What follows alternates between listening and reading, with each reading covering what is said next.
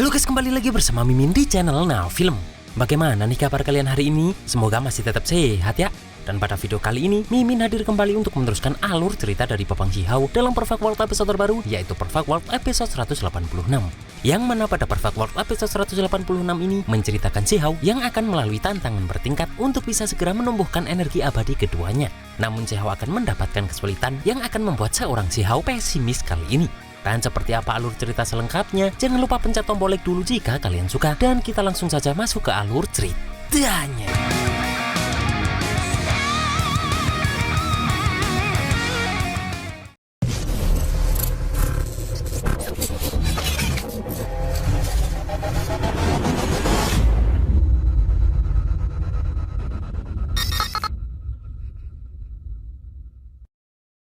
Di sini pun kura-kura kemarin membawa Xiao ke istana abadi manusia sebagai hadiah yang dia janjikan kepada Xiao.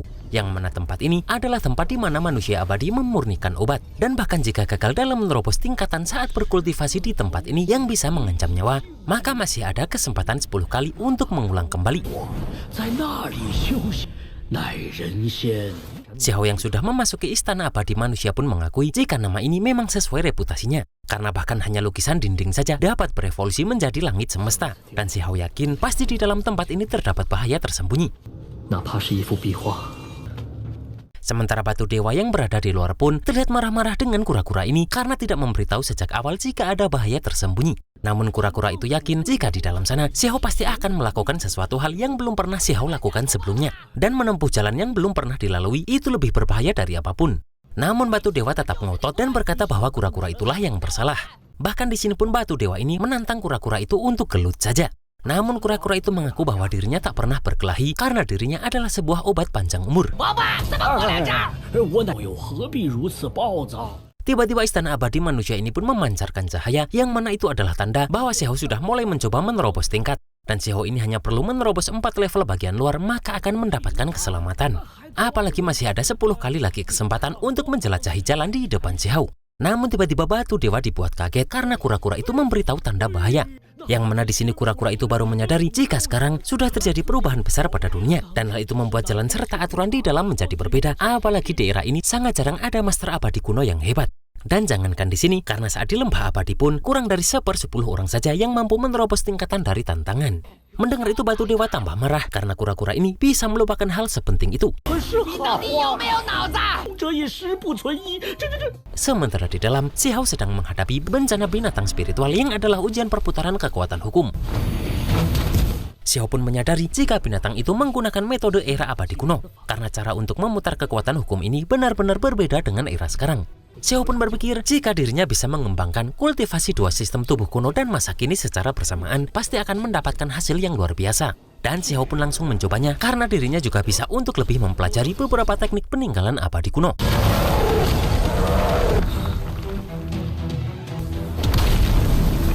Terlihat di sini pun Xiao berhasil menghancurkan binatang tersebut. Namun di sini binatang itu bisa mengubah dirinya menjadi ribuan. Dan Xiao terkejut karena ternyata hukum abadi kuno mempunyai teknik ini. Terlihat di sini pun Xiao harus menghadapi ribuan binatang itu sendirian.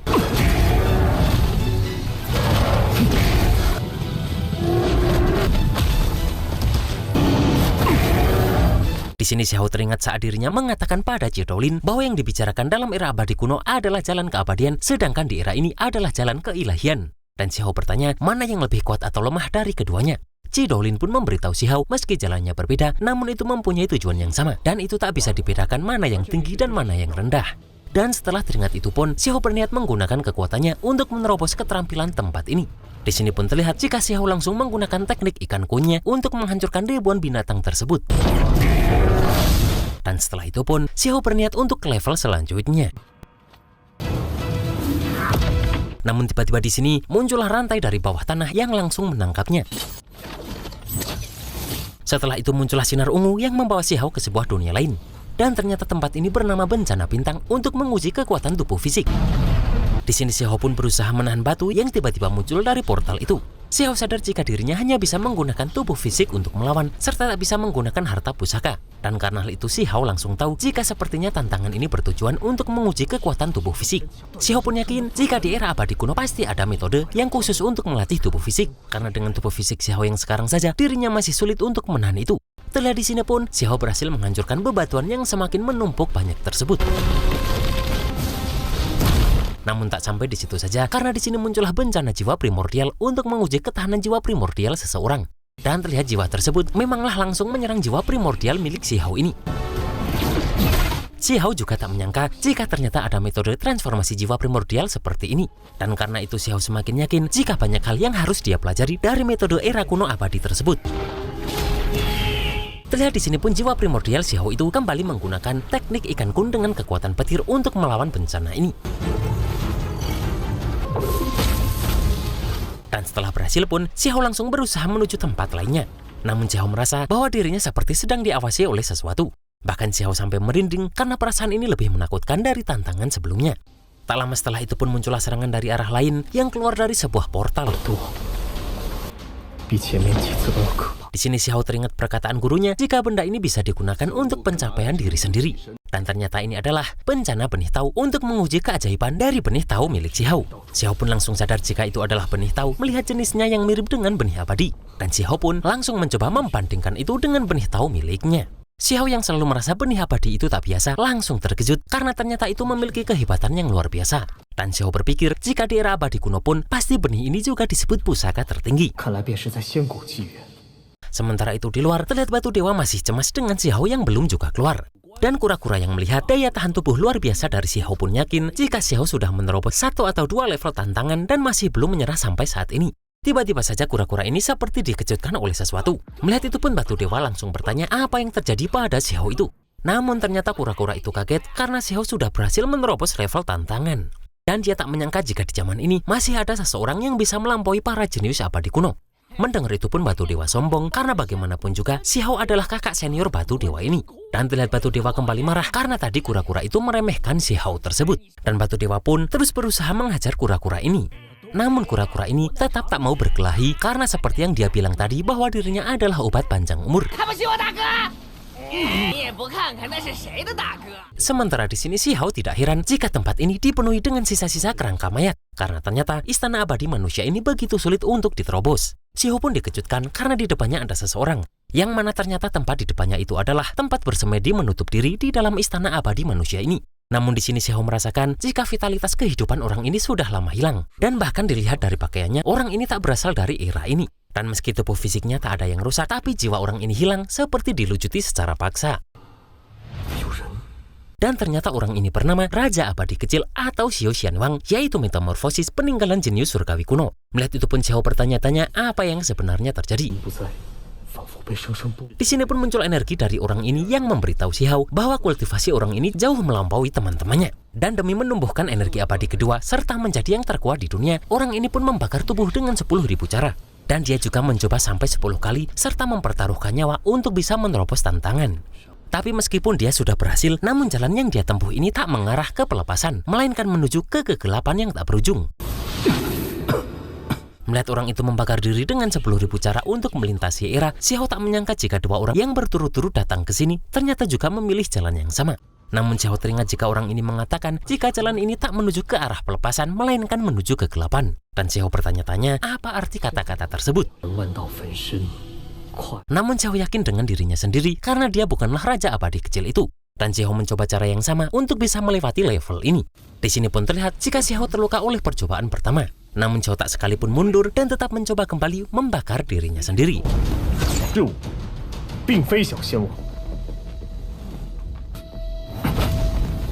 Tak lama setelah itu pun Si Hao keluar dari istana abadi manusia ini. Di sini kura-kura itu tak menyangka jika Si Hao bisa keluar hidup-hidup dan tak terluka. Batu dewa pun merasa jika Si Hao ini sudah berhasil menumbuhkan energi abadi yang kedua. Namun dia dikejutkan setelah Si Hao mengatakan bahwa dirinya belum berhasil. Di sini pun batu dewa terlihat tak percaya dengan apa yang dikatakan Si Hao ini.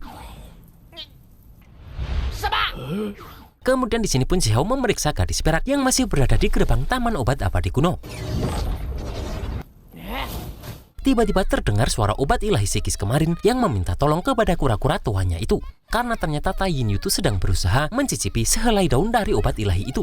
Di sini Tai Yin Yu juga kaget karena ternyata Si Hao juga berada di tempat ini. Dan karena Si Hao sudah mengenal tuan dari obat ilahi ini, terlihat Tai Yin Yu senang karena bisa menggunakan kesempatan ini. Dan karena hal itu jugalah Tai Yin Yu akhirnya bisa diberi sehelai daun dari obat ilahi tadi. Melihat mereka sudah mengambil dan memakan apa yang mereka mau, kura-kura ini pun berniat pamitan pergi dari tempat ini. Namun di sini Xiao pun masih mempunyai satu pertanyaan terakhir.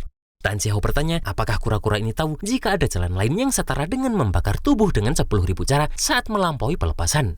Di sini kura-kura itu memberitahu jika teknik itu adalah teknik abadi sejati dari tanah air para abadi. Xiao pun bertanya lagi seberapa banyak kura-kura ini mengerti semua ini. Namun kura-kura ini memberitahu jika fondasinya sudah terluka dan semua ingatannya sudah lama kabur dan tak jelas. Dan karena itulah kura-kura ini tak bisa memberitahu banyak kepada Xiao. Mendengar orang yang dimaksud tadi memiliki ingatan keabadian dan juga ada tanah yang memiliki segala sesuatu, Xiao merasa bahwa orang ini adalah raja abadi yang mati dalam peperangan. Yang mana orang ini terkubur dalam kondisi khusus kemudian mendapatkan kesadaran seiring waktu. Di sini pun Tai Yin Yu bertanya apa yang sedang Xiao pikirkan. Dan Xiao hanya menjawab jika dirinya sedang berpikir apakah kura-kura tua itu sedang mempermainkan dirinya. Kemudian Xiao bertanya apakah Tai Yin Yu ini datang sendirian.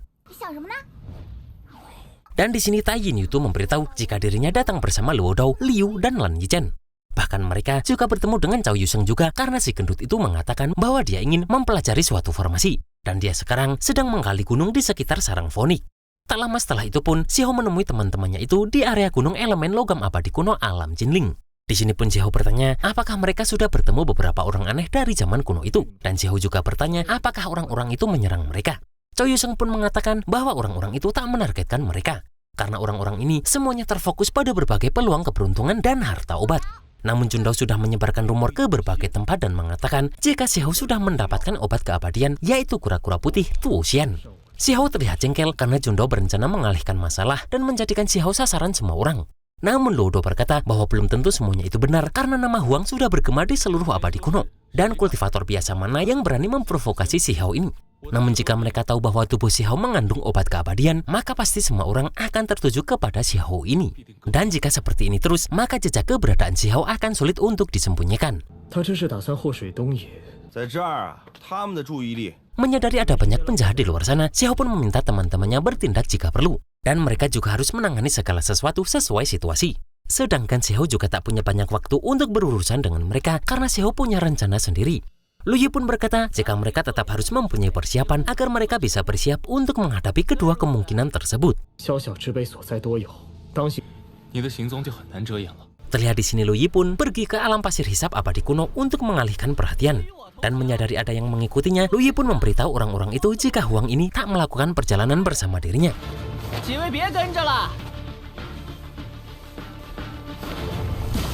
Sementara Luo Dao dan Lan Yichen sedang mengusir orang-orang untuk pergi agar tak mencari keberadaan Huang lagi.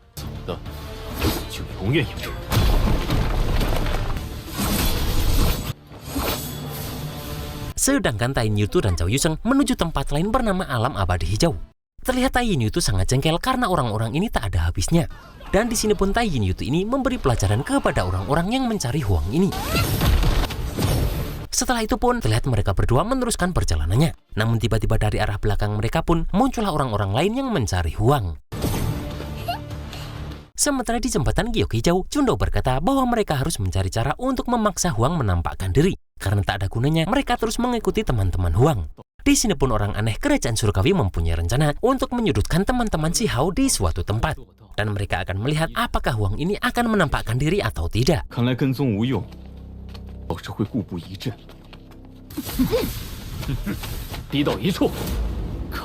Sementara di dunia kecil gunung 1000 lapis, terlihat Xiao masih melakukan percobaan untuk menumbuhkan energi abadi keduanya. Namun dirinya masih belum berhasil meski sudah melakukan beberapa kali percobaan. Dan dirinya harus selalu menyerah setiap kali berada di ambang kematian. Yang mana hal itu membuat Xiao bertanya-tanya sebenarnya apa kekurangan dirinya. Di sini pun Xiao teringat dengan Raja Abadi kecil tadi. Dan Xiao langsung tersadar jika kekurangannya adalah masih kurang berani untuk terus maju tanpa ragu. Dan karena hal itulah, Xiao langsung mencoba membakar dirinya ke dalam sebuah tungku. Karena jika dirinya tak mengembangkan energi abadi keduanya, maka dia tak bisa keluar hidup-hidup dari abadi kuno ini. Xiao pun merasa jika tubuhnya sudah tak bisa bertahan lagi, meski energi abadi kedua sudah berada tepat di depannya. Namun Xiao pun tetap berniat untuk tak berhenti di sini saja meski dirinya harus mati. Si Hao pun tahu apa yang harus dilakukan sekarang, yaitu tetap hidup dan terus mengembangkan energi abadi keduanya. Dan setelah mengembangkan energi abadi kedua, si Hao baru punya hak untuk khawatir.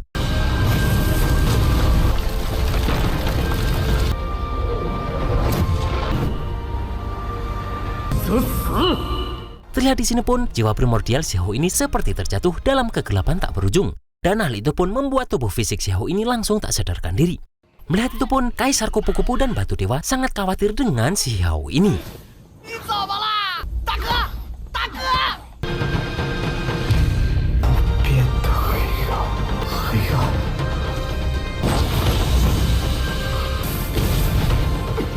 Dan pada Perfect World episode 187, orang-orang aneh zaman kuno itu terus berusaha menyerang si Hao saat si Hao mencoba mengembangkan energi abadi keduanya.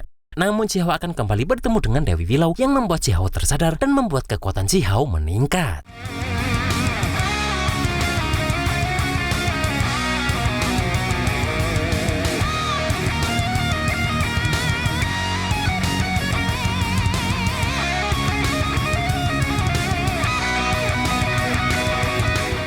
Dan itulah guys alur cerita Perfect World episode 186 ini. Ternyata si Hao yang kita kenal sangat kuat selama ini juga masih kebingungannya untuk menumbuhkan energi abadi keduanya. Dan bagaimanakah keadaan si Hao saat diserang orang-orang aneh zaman kuno itu? Kita tunggu saja dalam Perfect World episode 187. Akhir kata, selamat berakhir pekan serta jaga kesehatan kalian dan see you next episode.